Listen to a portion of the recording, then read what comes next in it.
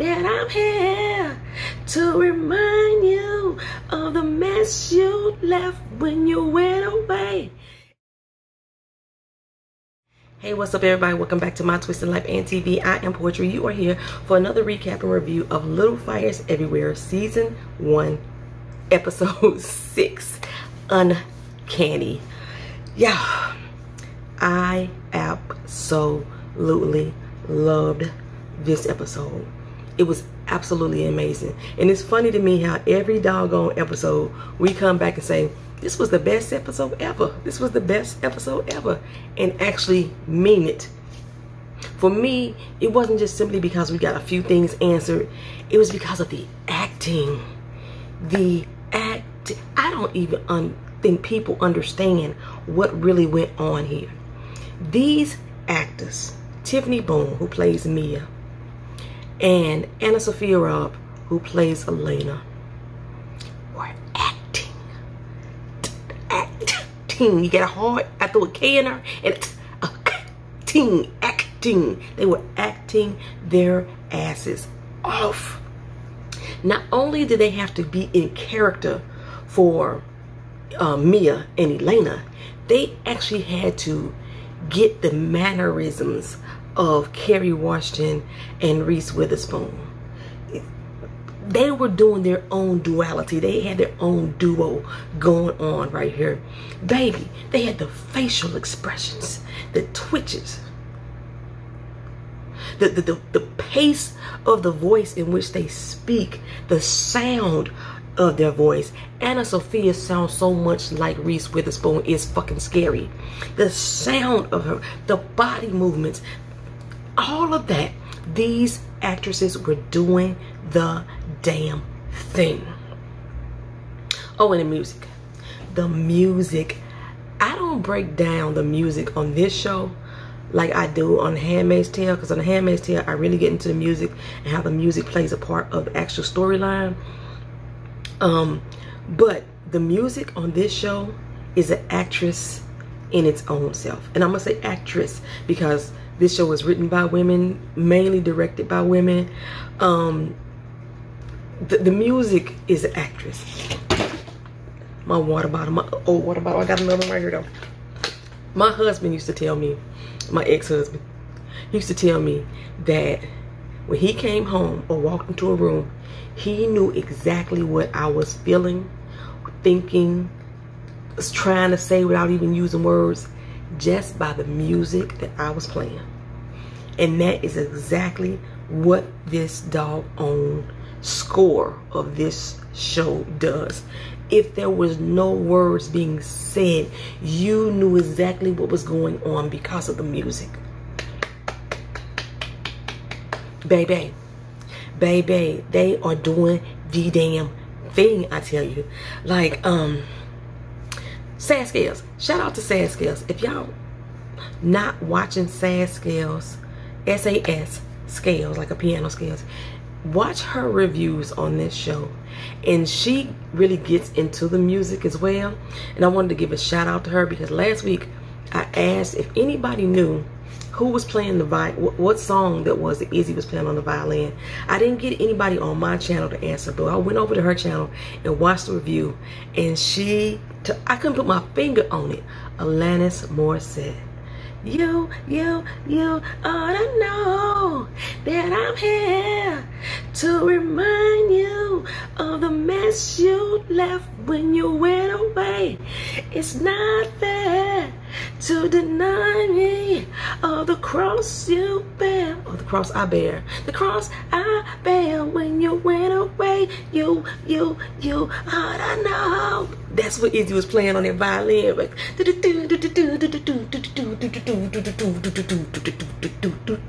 that boy, I've been listening to Jagged Little Pill all doggone week ever since I watched that episode, baby. So yeah, check out Sad Scales for her review. You get a little bit more info about the music. Yes, so good, so good, so. Okay, so we start off. We had family dinners at Mia's house with her family, you know. I forgot her daddy's name, but her mama's name was Regina. I remember that part.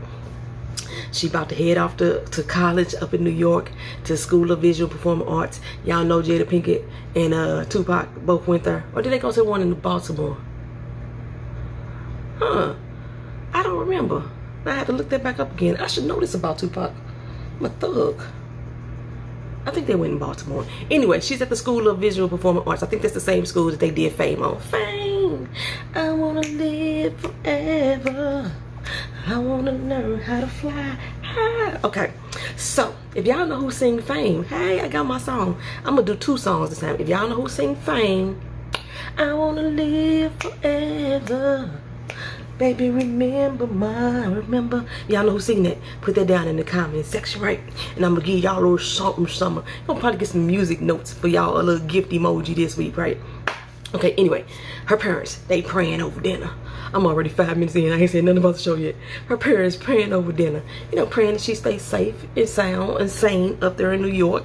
According to her brother Warren, he the hopeful NFL star. They hoping that she don't become a hooker or a lesbian either. You know what I'm saying? Mamas prayed that at the altar, you know, right there in front of the deacon board, but it not to happen. They basically hope that their children become successful. That's all they want out of life. A lot of Caribbean families, that is their biggest dream, is for them to come to America and their children be successful. So, I mean, yeah, I think that's most Caribbean families that I know of. Yeah. Okay, anyway, Mia's like, all I'm gonna come back, she's telling her brother, all I'm gonna come back is a better artist. Now, Warren tries to give her a wad full of money. She's like, nah, bro, I ain't taking this. I ain't taking it. She was supposed to open it when she got to the dorm, but she opened it right there in the room. Like, you've been saving up to get this car forever. I'm not taking that from you. So, now what I noticed most about Mia doing this whole episode is how full of life she seemed to be. She wasn't guarded. She was laughing and she was joking. So far from the person that she is right now. It's like, what changed that made her this cold, disconnected person, right? So she walks into New York, into her classroom. Am I just gonna drop everything? That's my doggone puzzle book now. She walked into her classroom and I'm going through some things here, right? I got this one little strand of hair in the back of my head right here that's keep rubbing in the middle of my back, and it's making me feel like something is crawling on me, y'all. It's like really throwing me off. Okay, here we go. She walked into her classroom up in New York City, right? She walking around and she looking at the people in the classroom. When she passed through that door, and anybody who black, who ain't about to lie to themselves or us in this comment section, knew exactly what Mia was feeling when she looked around that room. Damn, I'm the only one here.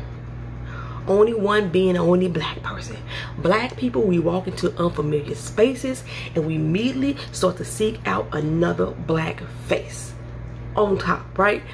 When I go out of town to areas that I believe are more populated with people other than black folks, I play count the black people.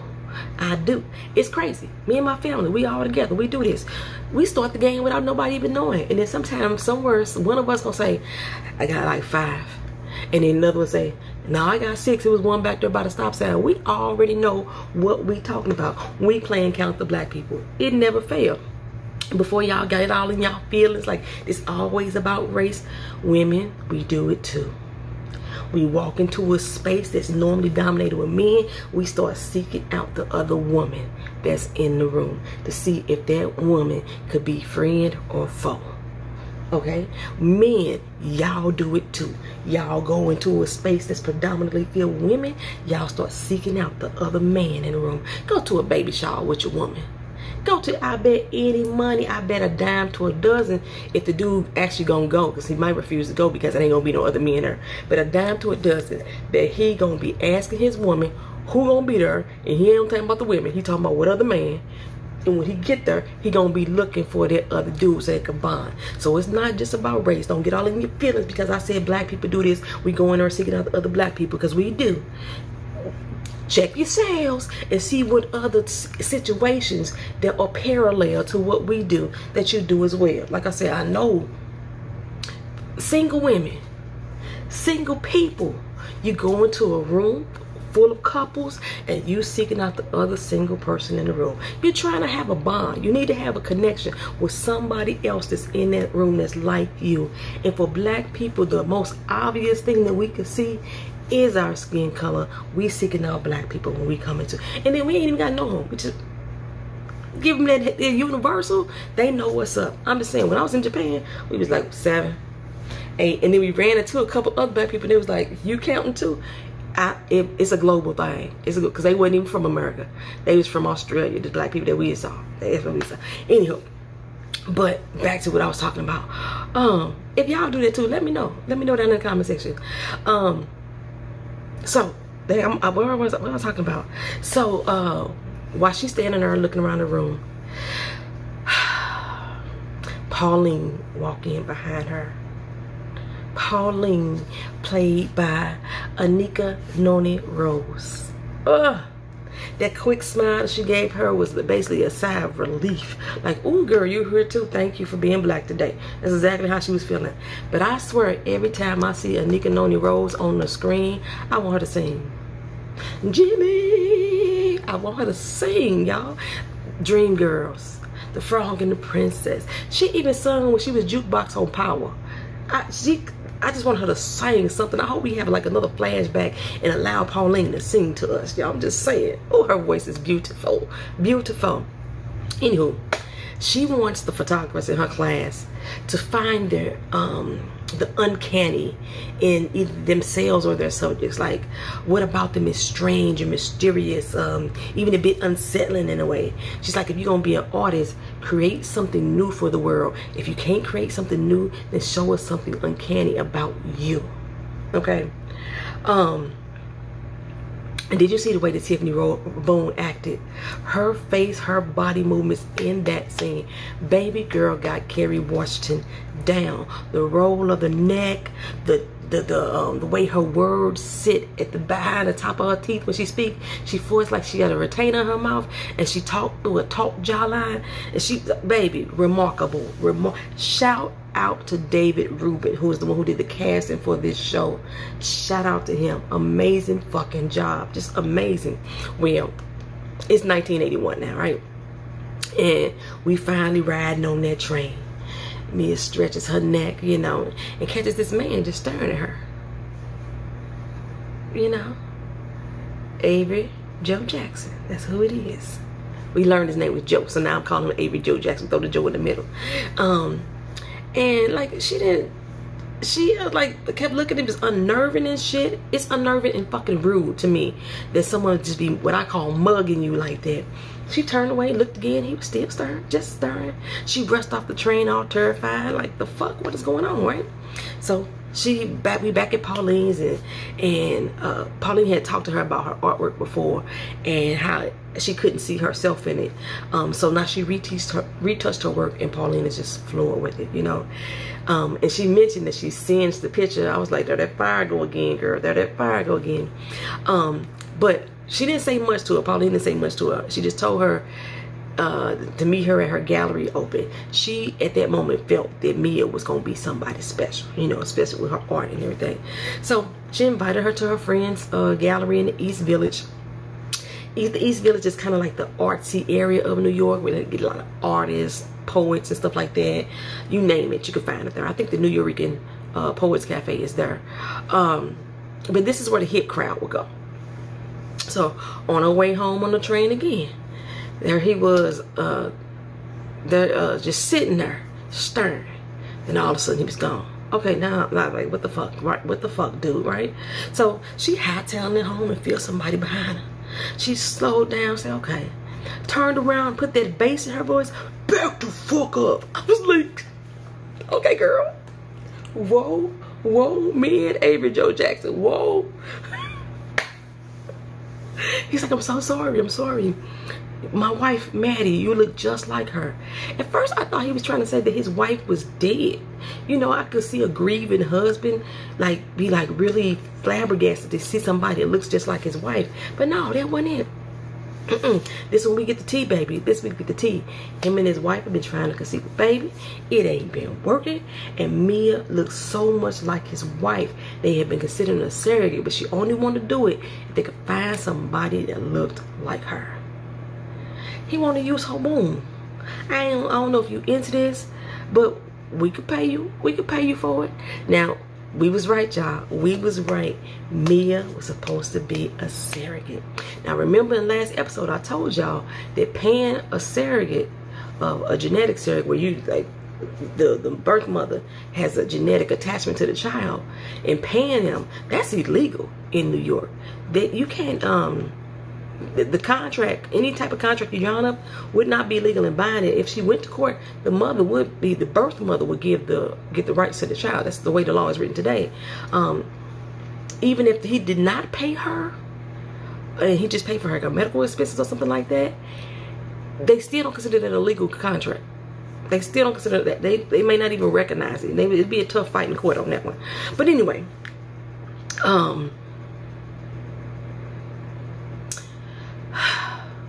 Mia. So at this point, I'm like, Mia done took this child and ran. She done took this child and ran. Say it ain't so, girl. Say it ain't so. Now, I know that the actor, Jesse Williams, the one who's playing Avery Joe Jackson, I know that he is biracial. And I was wondering if they are considering the fact that he's biracial in relationship to Pearl. Because remember, Lexi said that she had some white in her. If they considering that Jesse Williams, the actor, is biracial and making his character Joe biracial as well, then that would be true. Pearl got a little Caucasian blood in her. You know what I'm saying? Her daddy would be, you know, biracial. Her mama would be black. But you know, well, anyway, Mia heads to the gallery opening where Pauline's friend, Anita. We've already met Anita. She's showcasing Pauline's work. I ain't ever been to a gallery opening where they had breakdancing going on, y'all. I mean, I've been to a few openings in my time. Maybe a harp was playing, you know what I'm saying? Some living sculptures were slowly moving to the music, something like that. But breaking, okay. But it was 1981 where hip hop and breakdancing was really coming alive. Like it started like really hitting the scene like in the late 70s, and in the early 80s it was like really the birth of her hip hop is what they like to say then. So Pauline, she walks in, hands her a drink. I'm like, ain't this little girl 18? She has put a drink in her hand. Me accepted it without question. Then Anita starts to pass around the fucking nose candy. She took a snort first, passed it to Pauline. Pauline took a snort and passed it to Mia. Mia took a snort. Like, what the fuck is wrong with your little girl? Oh, you a little girl. You naive as fuck. You won't even question if these motherfuckers is giving you coke. That's what's making me really think now, what the fuck is she smoking in that pipe for real, for real? Because Pauline didn't do no marijuana. Pauline did cocaine. She's the nose candy, you know. What's really in that pipe, y'all? Okay, so anyway, I was pissed at Pauline at this point, because first of all, bitch, you her fucking teacher. Okay, you grown as fuck. You at least 24, because teachers, you start teachers like young, right after college or whatever, but you at least 24, and she 18, and you giving her alcohol and drugs, and you her teacher. Pauline, girl, really? Okay, anyway, so they take it on back to Pauline's for the night. Pauline gonna let her crash there. And I said, I already see where this is going. I see where this is going. Little licky licky about to happen. Anyway, I had already suspected they were secret lovers. And secret lovers, yeah, that's what we are. Trying so hard to hide the way we feel. Yes. Okay, anyway, anyone else guess that Pauline's friend Andrew that she mentioned had died? Anybody else but me think that he died of HIV, or he had complications of HIV? Because she said he had been in the hospital with pneumonia for weeks, and during the early 80s when HIV was really out there bad. Okay, well, I honestly thought that later in this episode when they talked about what she had been diagnosed with, I thought that was the same thing, but I was wrong. Okay, but anyway, from the moment that Pauline started speaking in that classroom on day one, I could tell that Mia was falling for her. And when she said that she was staying, because Pauline's like, you know, you lose everybody. She's like, nah, Mia, I ain't going nowhere, girl. At that moment, and Pauline got in her face and said, good. I said, oh, they finna bump uglies. They finna bump uglies, y'all. Mia was leaning in for a kiss. She was like, yeah, they was about to bump uglies, y'all. They couldn't tell me that they could. She waiting with bated breath.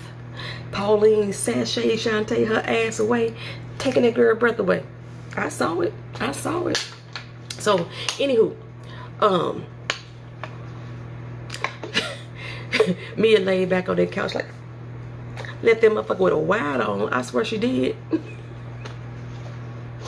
If y'all don't know what a wide on is, it's because I probably made up the term, because I think I'm the only person in life that I've ever heard say it.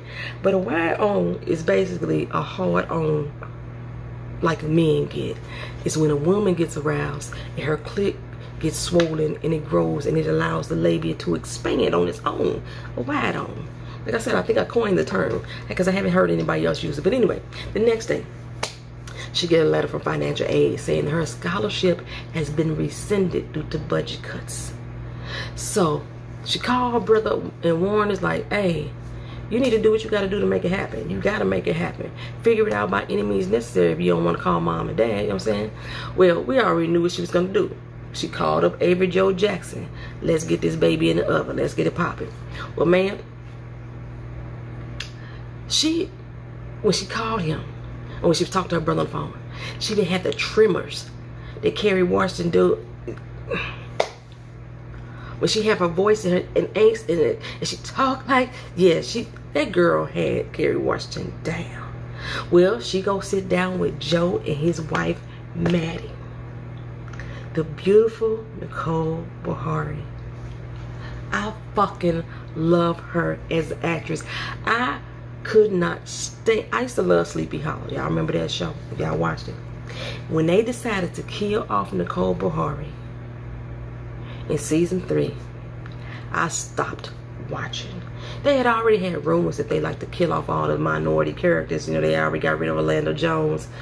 But when they killed off Nicole Beharie, who was one of the main characters, she was the officer of the law that was helping out old boy, and they killed her character off. I was like, fuck you, Sleepy Hollow. Fuck you and feed you grits. You know what I'm saying? Anyway,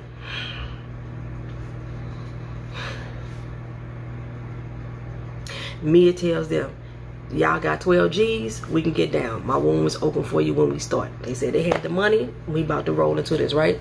So now we move up a couple years. We go into Shaker Heights, 1983, with Elena and Bill. They living in the Windsor house. Her, Bill, and 3 babies at this time. It's her first day going back to work. The fridge ain't covered with a little cute, little organized life. Her and Bill still finding some way to get it in with all them damn kids laying up underneath them in the bed. They seemed happy, right? When Anna Sophia Robb walked into that newsroom floor, it was like watching episode 1 all over again. The smile that she gave, the hand wave, the hair toss, the pep in her step, the raised eyebrow when she speaks, even down to the voice. Girl, I'm telling you, she had Reese Witherspoon locked and loaded, baby. Oh, she had a...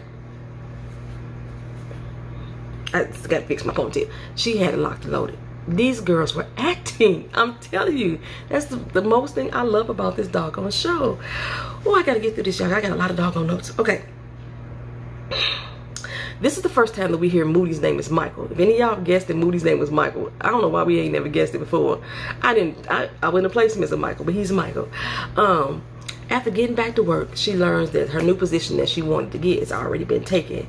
And so she goes to the job. She's like, you know, I got to do something, because if it's taken by somebody who ain't got no kids, go to the doctor like, fix it, Jesus. You know what I'm saying? I can't be birthing no more babies.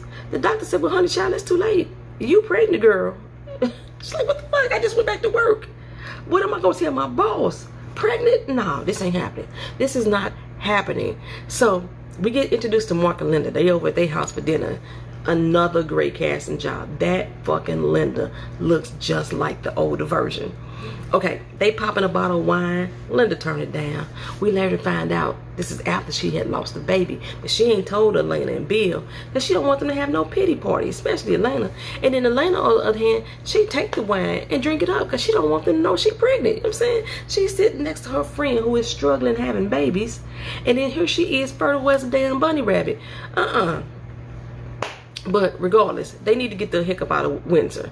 And Elena has been on Bill's head about moving into her mama's house. And if they did it, Bill gonna have to leave the public defender's office and go to a private firm. Elena is all for that. We cool with that. You know what I'm saying? Marcus like, move to Ludlow. You know, they paying white people to stay up in there. Elena like, not. That's not for us. That's not for people like us. I am so unclear why y'all still do not hear the prejudice fall out of her mouth. Almost every time, more than not, it falls out of her mouth. And when she said it, Bill and Mark both looked at her like, really, girl? I'm like, come on. On another note, so far I still don't have an understanding either about why Mia is so defensive with white people. I guess it's a learned behavior on both ends. I don't know, but I don't see, we haven't been shown yet the interaction that Mia, why she's so defensive with white people, other than history. You know what I'm saying? Like I said, Elena's behavior is basically a learned behavior. We learned that from her damn mama. Elena is taught to look down at people, and Mia is taught to protect your neck against those type of people. But then Elena got to throw up. She busts up from the table, and Linda's like, really? Really? She pregnant again? Really? We just had a miscarriage and she pregnant again. Because Mark was trying to tell her, you know, miscarriages happen to everybody. Everybody but Elena? Like, for real? So anyway, baby, Elena mama, I forgot her name. If y'all remember her name, put it in the comment section. She a piece of work, child. She's sitting up there with her little gin and tonic. The sitter must not have came. Moody done cried himself to sleep. And the other two, do you even discipline them? Not really, girl. No, she don't.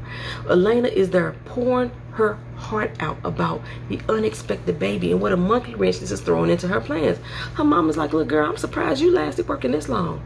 Now, there was something that she said that I kind of agree with, but not the way she said it. Like, sometimes you just gotta let a woman be a woman and a man be a man. And I'm speaking on some more traditional terms, you know, like, if I got a man in my house, I don't want to fuck taking trash out. I don't. You know what I'm saying? But I can if I need to. I don't want to be changing my oil, but I can if I need to. Yeah, just some traditional bullshit, you know, back in the day that I would like to keep. You know, I like for my man to pull my chair out for me, open my doors and shit like that. But I don't need them to if I don't want them to. Just like her going to work. She may not need to work, but she want to because it's something that she loves to do. Because her mama saying that it was an obsession or saying that it was wrong, that she want to do something for herself. I was like, fuck you, mama, on that end of the thing. You know what I'm saying? Her mama probably never worked a day in her life, doesn't know what it means for her to love what she does. And she says, girl, don't nobody read the damn paper anyway. You don't even make enough money to cover your child care. In other words, what you going for? Make it make sense. Like, she missed that whole part about her loving what she does. You know what I'm saying? It just went up right overhead. So she said you should try to make it easier for yourself. She said this would be easy if I wasn't having another baby. Her mama say you act like you got a choice. I do. Remember, we held up signs that said I had a right to do so. I told y'all before, but some of y'all wasn't trying to hear me because y'all kept trying to defend her ass. They pretend to be progressive in this town, but everything that's dark come to light. Sure, I'll go out here and protest for a women's right to choose and do what she want to do with her own body, but my child better not do it. We too good for that. You know what I'm saying? We not them type of people. I go out here and integrate the schools, you know, but make sure they know their place when they get there. That's how her mama was. Ooh, and Elena has somewhat become a part of her mama. Not to that extreme, probably. I don't know, yeah. I think her mama knows she do it. I don't know. Elena just, anyway, her mama said you got too much money, too many resources. Mia would like to call those options. You know, too many resources and stuff like that in order for you not to have this baby. You can have this doggone baby. Mia say, well, one of those options be the fact that I don't want, not Mia. Elena say, one of those options be the fact that I don't want a cat. I don't want another child. And she said it's not an option for people like us. For people, what does that mean? Rhetorical. That's rhetorical. All right, so she go home and she tell Bill.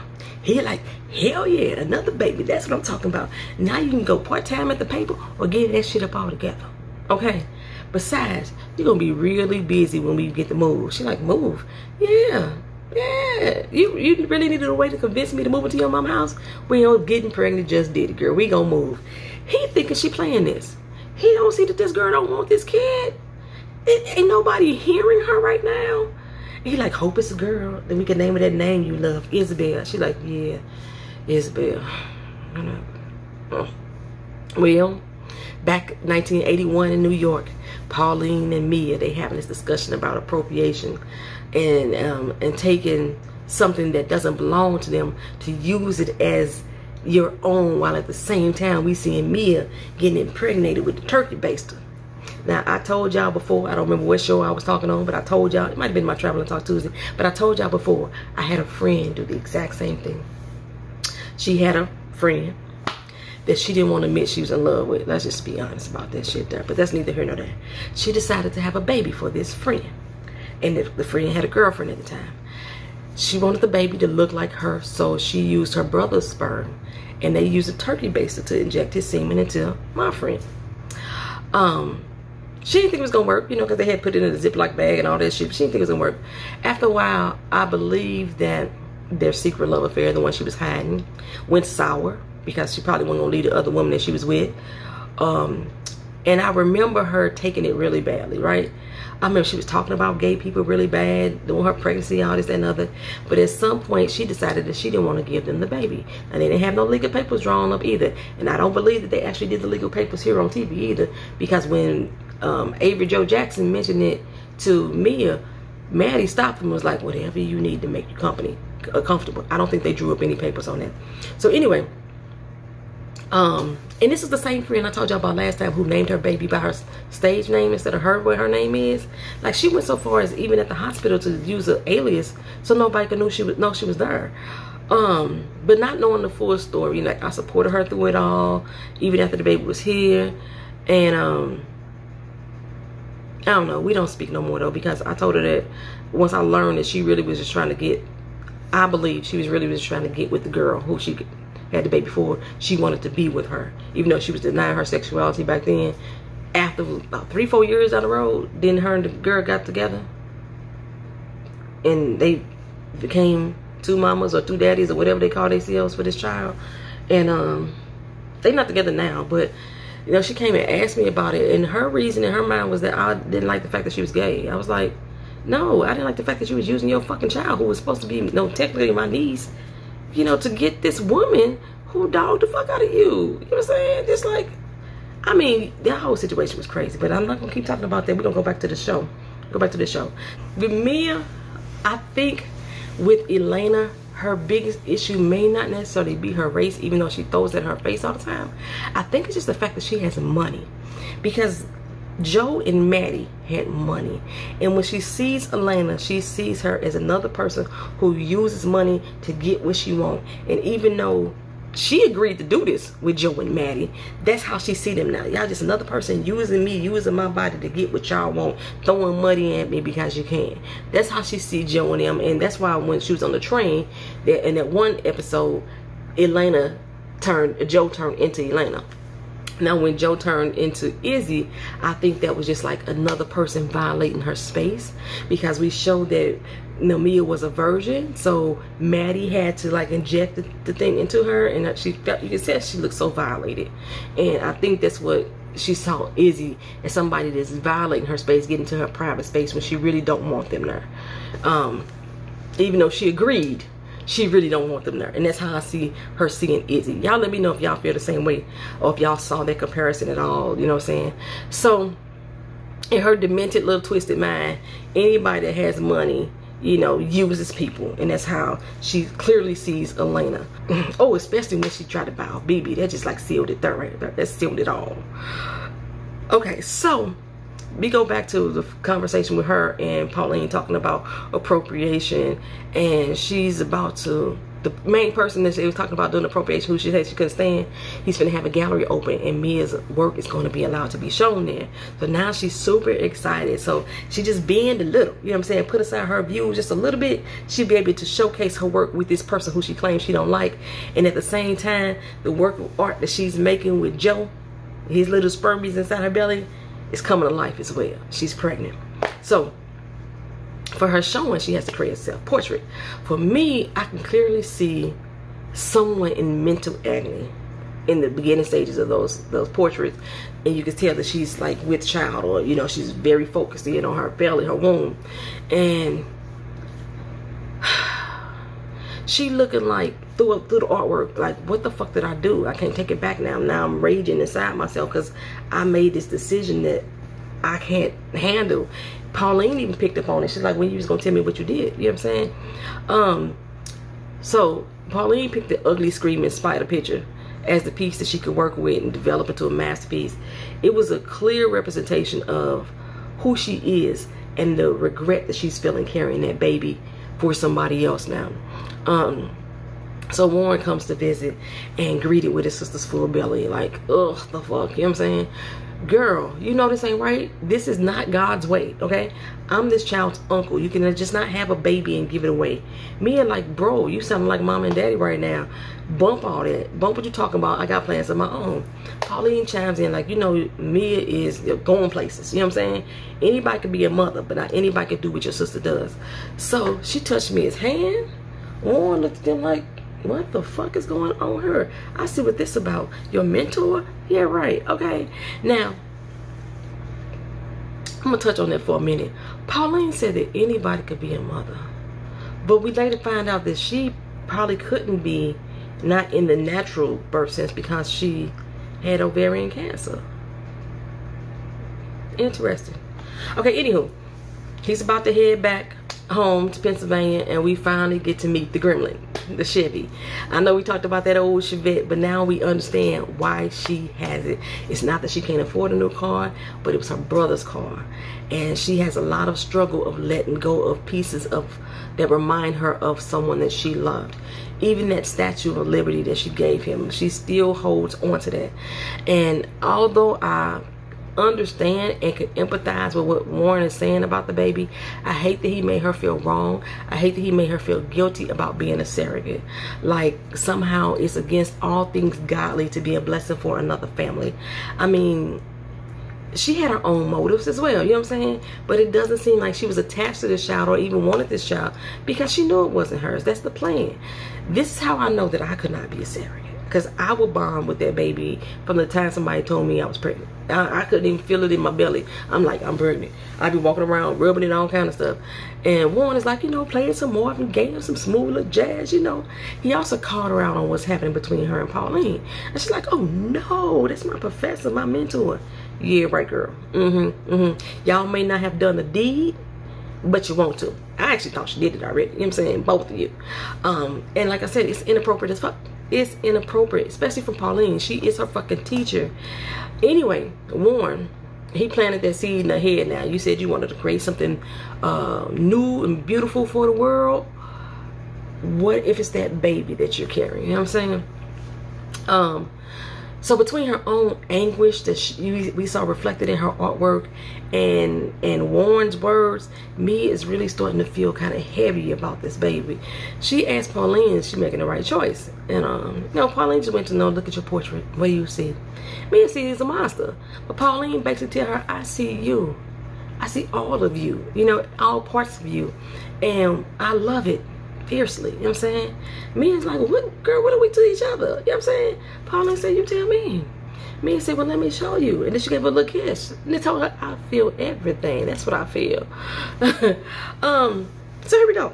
Both of them in the tub together after getting busy. You know, got their after sex glow on. The time when both of their photos were taken in that bathtub. And I kind of wish now that it had been Tiffany Boone in the photo instead of Kerry Washington.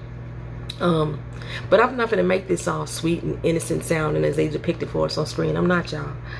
Soft and tender, you know how it's supposed to be when it's your first time. Why? Because it's her fucking student. She's barely 19. She only been there a year because we said that she just missed one summer from home. She only been there a year. And there's nothing appropriate about this. I simply just can't condone it. I don't find nothing sweet about this shit. First the drugs, then the liquor, and now this. Like, I don't care how sweet they made this scene look. I can't ride with it. I don't fuck with it. You know what I'm saying? You know, it's somebody that's been taken advantage by adults in my sexuality, nah, I can't ride with that shit. On another note, it wasn't blood in the tub either. It was a milk bath. It just looked like blood to me. So we go back to Ohio, 1983.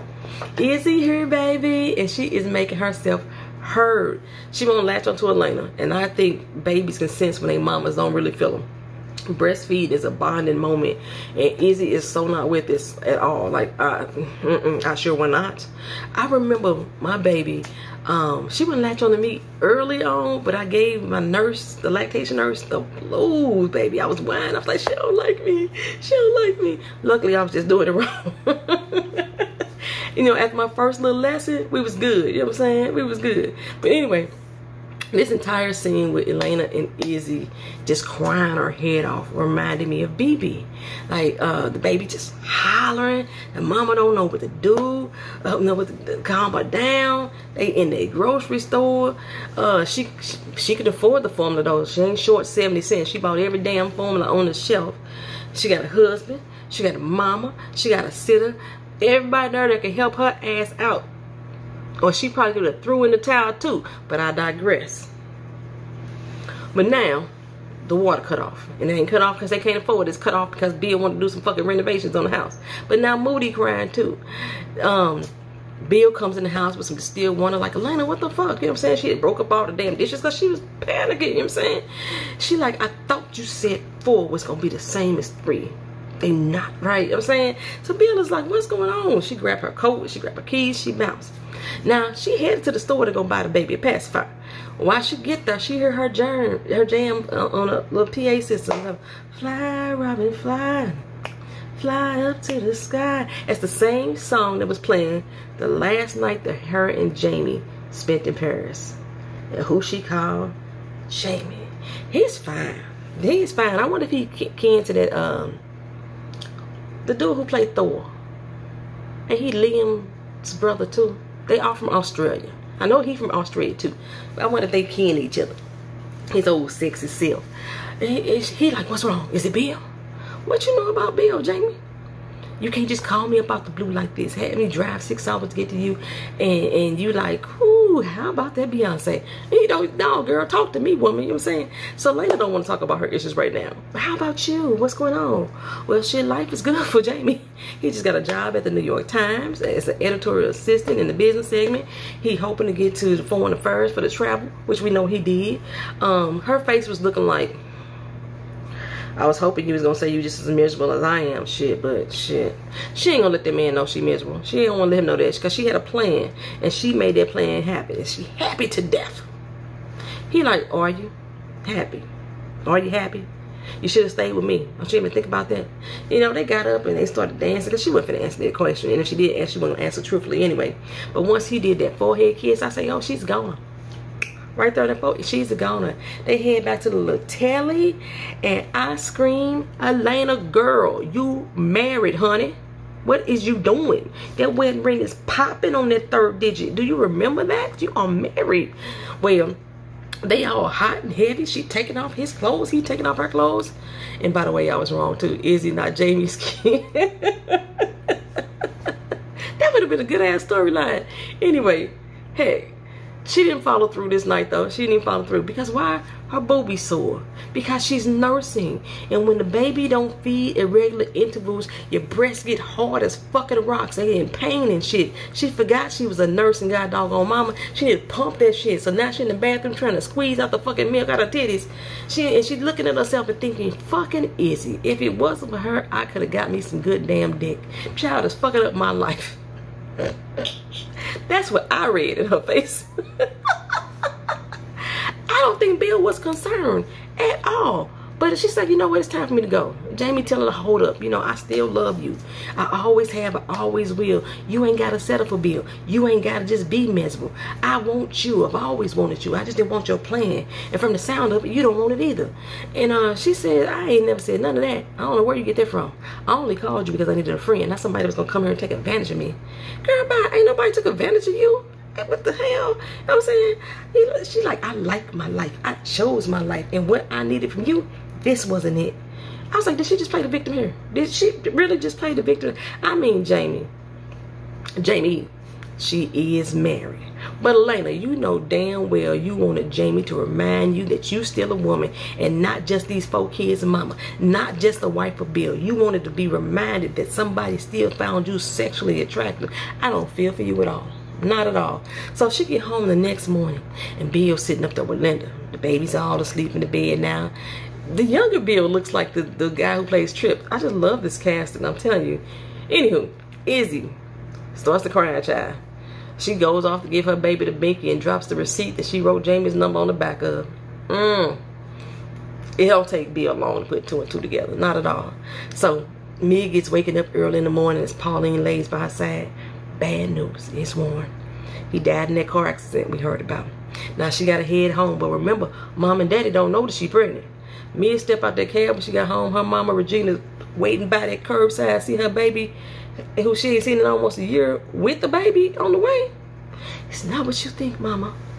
Girl, it's the day of the funeral. Her mama come in and tell her, look here, you made this choice. Cool. We ain't mad at you. We love you anyway. But today is about honoring your brother. Not about you and the gossip of where this baby come from. Okay? So you can pay your respects a whole nother way. This is the consequence of the choice that you made. Girl, baby, she told that child she could not come to her own brother's funeral. She said, you will find a way to honor him on your own. Bitch, really? So you not gonna let me go? Really, bitch? Mia held her belly. I said she finna about to honor him, and the only way she know how is by keeping that baby, because he wanted her to keep that baby. So she called up Pauline and tell Pauline she's not coming back right now. She's about to do a sunshine. Like, I ain't never coming back. Like, I just need to stay right now. You know, it's the right thing to do. Pauline's like, I understand. Just know I love you. Just know I love you. Pauline knew she wasn't coming back. She knew that girl wouldn't come back. And she was trying to make her feel a little guilty about it, too. She was trying to make her feel, The next thing we see is Mia writing a letter to Avery, Joe Jackson, and Maddie, lying, saying that she had a miscarriage and she was going to get them back on the bills that they had paid for her. Mia can throw a lie at you real quick, won't she? Won't even think about it. She would throw that lie out there at you. Then she stole her brother's car while Marvin Gaye playing for Elmer Earthworth, you know, Piece of Clay. Own Piece of Clay, Marvin Gaye. And she headed west with her baby in her belly. She rode through my hometown, St. Louis, not St. Louis. Then made her way to L.A., California, where she gave birth to little Pearl Warren. Honor her brother by giving her daughter his name. So finally, she calls up Pauline, only to find out Pauline dead, child. She had died of ovarian cancer. Like, what the fuck? When did this happen? She got diagnosed 2 months ago. It was too far gone. Couldn't be treated. She is out of here. Anita is in her apartment packing up her life. Mia, girl, your shit is already in the box over in the corner. Where you want me to send it? Matter of fact, she gave me something else to send to you, too. It's a portrait that she says she loved. You can use it if you want to. Sell it if you need it. You know what I'm saying? Maybe it's for the baby. You did keep the baby, right? Because she thought you kept the baby. And then she say, the Ryans, Avery, Joe Jackson, and Maddie, they been calling for you, girl. They been calling. Then, man, my motherfucking jam came on. After she hung up that phone and said, I don't know where we going, but I'm going to call you when I get there. I hate the world today. How did we go? I hate the world today. You're so good to me, I know, but I can't change. Tried to tell you, you look at me like this. I'm an angel underneath, innocent and sweet. I'm a bitch, I'm a lover, I'm a child, I'm a mother, I'm a sinner, I'm a saint. And I do not feel ashamed. That's my shit. Oh, that used to be my jam. That used to be my jam. I'm a bitch, I'm a lover, I'm a child, I'm a mother, I'm a sinner and a saint. And I do not feel ashamed. I love that damn song. Anyway, y'all notice as they was riding, The younger Mia did not have her nose pierced, and as Pearl grew up, she got a piercing in her nose in the same way that Pauline had. And I hope we get some understanding about the horses, because we saw a scene with Pearl in the backseat crying, and she had those horses that she was playing with. We got a quick shot of Elena. Izzy was still crying, hollering at the top of her lungs. She stuck that pacifier in her mouth just to shut her the fuck up. We didn't see no more of Elena. Mia rode on as Pearl grew older and older. They rode through Phoenix, like I said, ended up, they went a lot of their places. They ended up going back to Ohio, right on in the Shaker Heights, right where we started off. That's the end of this episode, y'all. This episode, Uncanny, was so good. So good. Don't they call it uncanny when somebody resembles somebody? It's like, it's so uncanny that these girls did the damn thing, y'all. I heard it was only 8 episodes this season. I don't know. I didn't really look it up. If it's only 8 episodes, that means we only got 2 left. And it's supposed to be a limited series, so it's no guarantee that it's going to come back next season. I feel kind of bad about that too, because like The Handmaid's Tale, season 1 was the book. Okay, the show did so well, they started writing new material to create season 2, season 3, and now going into season 4. So I hope that Little Fires Everywhere grow legs of its own and continue to grow. Thank y'all for watching. Thank y'all for being here. I appreciate you. Like, comment, share, and subscribe. If you're not already subscribed to the channel, leave all your comments down in the comment section, and I will talk to you again soon. Peace.